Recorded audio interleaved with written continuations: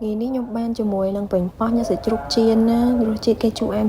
ដាក់ជាមួយនឹងបាយក្តៅៗចឹងទៀតណានិយាយពីថាបាយអស់2ចានអត់ដឹងខ្លួនហ្មងតែបាយនឹងបាយចានចង្កឹះឯណាមិនបាយចានធម្មតាទេថ្ងៃនេះខ្ញុំទិញបានអាវែងមកបានប៉េងប៉ោះខ្មែរ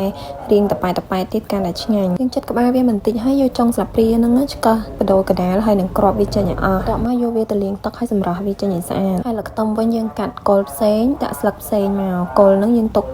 រោយពេលដែលប៉េងប៉ោះរបស់យើងឆ្អិនណាផ្នែកសាច់វិញខ្ញុំមានសាច់សុទ្ធលាយជាមួយនឹងសាច់ជ្រូក3ជាន់មានចុកខ្លាញ់តិចៗមិនឆ្ងាញ់ចង់ប្រាសាច់សុទ្ធឬក៏សាច់3ជាន់ទៅមួយមុខហ្នឹងក៏បានដែរប៉ុន្តែខ្ញុំចង់លាយគ្នាបែបហ្នឹងជាដុំតូចៗចឹងហើយយើងច្រាំវាបានម៉ត់ល្អអាចយកទៅកាលណាយើងច្រាំអត់ម៉ត់ទេពេលដែលខាំទៅវាអត់ផុយទេវាទៅជាស្វិតវិញហើយបន្ទាប់មកយើងមកលាយគ្រឿងមកមានប្រេងខ្យងមានទឹកស៊ីអ៊ីវមានម្រេចបន្តិចរ៉តឌីហើយនឹងស្ករហើយខ្ញុំបន្ថែមអំបិលបន្តិចដែរហើយយើងដាក់ស្លឹកខ្ទឹមដែលយើងហាន់រួចនឹងចូលដែរនិយាយទៅសាច់នេះយើងលាយគ្រឿងដូចតែស្ងោរម្រះដែរទេបន្ទាប់មកសាច់ដែលយើងលាយគ្រឿងហើយនឹងយកមកញាត់ចូលនៅក្នុងប៉េងប៉ោះញាត់ឲ្យណែនមកហើយយកសាច់នឹងបៀបិទមុខវាបែបនេះបើយើងយកទៅចៀនទៅឃើញទម្រង់ស្អាតបានគ្រប់ប៉េងប៉ោះអស់ហើយយើងចាប់ផ្ដើមដាក់ចៀនប្រេងឆាខ្ញុំថាដាក់តែបន្តិចទេតែចាក់ទៅចេះតែជ្រុលរហូតហើយយើងយកប៉េងប៉ោះមិញយើងចៀនមុខវាឲ្យបានក្រៀមល្អសិនមកដាក់ប៉េងប៉ោះចូលមានណាបងប្អូនហើយ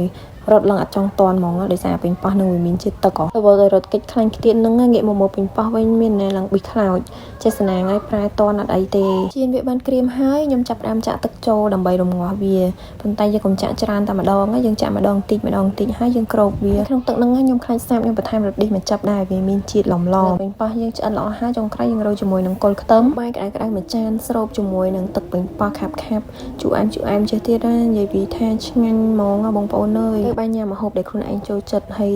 ធ្វើដោយស្នាដៃខ្លួនឯងចេះទៀតញ៉ាំបាយមួយចានក៏អត់ខ្លាចធាត់ដែរចូលបងប្អូនអ្នកមើលវិញមើលហើយសាកធ្វើតាមខ្ញុំអត់ចំណាយលុយអត់ដល់10000ទេថ្ងៃនេះរួចម្ហូបបានមួយថ្ងៃទៀតដែរវីដេអូខ្ញុំក៏មានតែប៉ុណ្្នឹងដែរអរគុណបងដែលមើលវីដេអូរបស់ខ្ញុំដល់ចប់ណាបើចង់ឲ្យខ្ញុំធ្វើម្ហូបអីបន្តទៀតអាចខមមិននៅខាងក្រោមបានបាយ